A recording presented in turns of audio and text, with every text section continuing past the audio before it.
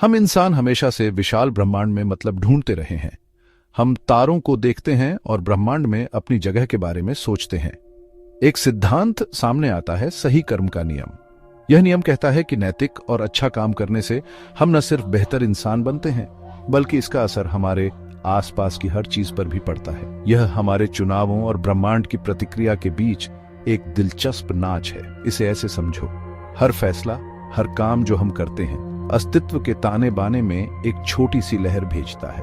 ये लहरें एक दूसरे के साथ मिलकर जटिल पैटर्न बनाती हैं, जो हमारे जीवन और हमारे आसपास की दुनिया को आकार देती हैं। सही कर्म का नियम हमें बताता है कि सकारात्मक, दयालु और न्यायपूर्ण काम करके हम एक सामंजस्यपूर्ण और फलते फूलते ब्रह्मांड में योगदान करते हैं। इसके विपरीत नकारात्मक कार्य कलह की लहरें पैदा करते हैं, जिससे दुख और असंतुलन पैदा होता है। फिजिक्स सही कर्म के नियम को समझने का एक अच्छा तरीका देता है। न्यूटन का गति का तीसरा नियम कहता है कि हर क्रिया के लिए एक बराबर और विपरीत प्रतिक्रिया होती है।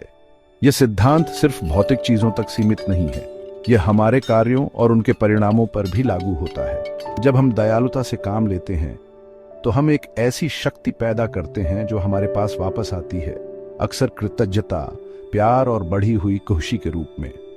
ऊर्जा संरक्षण के नियम के बारे में सोचो, जो कहता है कि ऊर्जा को न तो बनाया जा सकता है और न ही नष्ट किया जा सकता है, केवल स्थानांतरित या रूपांतरित किया जा सकता है। हमारे कार्य ऊर्जा का एक रूप है। जब हम सकारात्मक व्यवहार करते हैं तो हम दुनिया में सकारात्मक ऊर्जा छोड़ते हैं।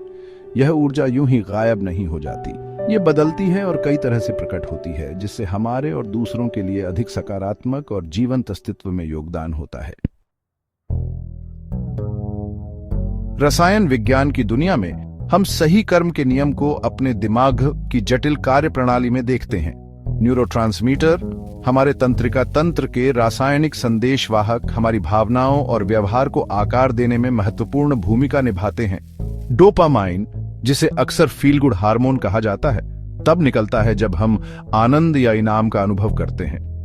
जब हम सही काम करते हैं, खासकर वे जो दूसरों को फायदा पहुंचाते हैं, तो हमारा दिमाग डोपामाइन से भर जाता है। इन सकारात्मक व्यवहारों को मजबूत करता है और संतुष्टि की भावना पैदा करता है। इसके विपरीत, जब हम तनाव का अनुभव करते हैं या चुनौतीपूर्ण परिस्थितियों का सामना करते हैं, तो हमारा शरीर कोर्टिसोल तनाव हार्मोन जारी करता है। जबकि कोर्टिसोल हमारे जीवित रहने के लिए जरूरी है, लंबे समय तक उच्च स्तर हमारे शारीरिक और मानसिक स्वास्थ्य पर हानिकारक प्रभाव डाल सकते हैं। सही कर्म का नियम बताता है कि नैतिक और दयालु चुनाव करने का प्रयास करके हम तनाव को कम कर सकते हैं और अधिक संतुलित हार्मोनल प्रोफाइल को बढ़ावा दे सकते हैं, जिससे अधिक कल्याण होता है। क्वांटम भौतिकी के रहस्यमय क्षेत्र में जाने पर हम ऐसे अजीबोगरीब सिद्धांतों का सामना करते हैं जो वास्तविकता की हमारी पारंपरिक समझ को चुनौती देते हैं। ऐसा ही एक सिद्धांत है क्वांटम प्रायिकता, जो बताती है कि कण सुपरपोजिशन की स्थिति में मौजूद होते हैं, यानी वे देखे जाने तक एक साथ कई अवस्थाओं में हो सकते हैं। इसका मतलब है कि हमारे अवलोकन, हमारे चुनाव, हमारे द्वारा अनुभव की जाने वाली वास्तविकता पर सीधा प्रभाव डालते हैं। प्रेक्षक प्रभाव इस सिद्धांत को एक कदम आगे ले जाता है। यह प्रस्तावित करता है कि अवलोकन का कार्य ही कणों के व्यवहार को प्रभावित करता है। जबकि इन सिद्धांतों के निहितार्थों का अभी भी पता लगाया जा रहा है, वे ब्रह्मांड में हर चीज के गहरे अंतर संबंध की ओर इशारा करते हैं। सही कर्म का नियम इन क्वांटम सिद्धांतों के साथ मेल खाता है। यह सुझाव देता है कि हमारे चुनाव, हमारे अवलोकन निष्क्रिय कार्य नहीं, बल्कि सक्रिय शक्तियां हैं जो वास्तविकता के ताने बाने को आकार देती हैं। अंत में आइए जीव विज्ञान के नजरिए से सही कर्म के नियम की जांच करें। न्यूरोप्लास्टी जीवन भर नए तंत्रिका संबंध बनाकर खुद को पुनर्गठित करने की दिमाग की उल्लेखनीय क्षमता हमारे विकल्पों की परिवर्तनकारी शक्ति को रेखांकित करती है। हर बार जब हम एक सकारात्मक कार्य करते हैं तो हम उस व्यवहार से जुड़े तंत्रिका मार्गों को मजबूत करते हैं, जिससे यह अधिक संभावना होती है कि हम इसे भविष्य में दोहराएंगे।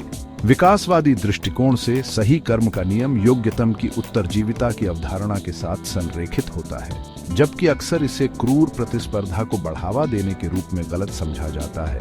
यह सिद्धांत किसी प्रजाति के अस्तित्व और समृद्धि में सहयोग और परोपकारिता के महत्व पर प्रकाश डालता है।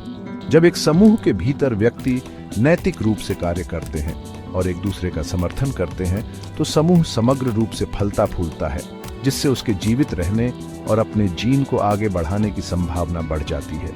इस अर्थ में सही कर्म के नियम को नैतिक व्यवहार और सामाजिक सामंजस्य के विकास के पीछे एक प्रेरक शक्ति के रूप में देखा जा सकता है।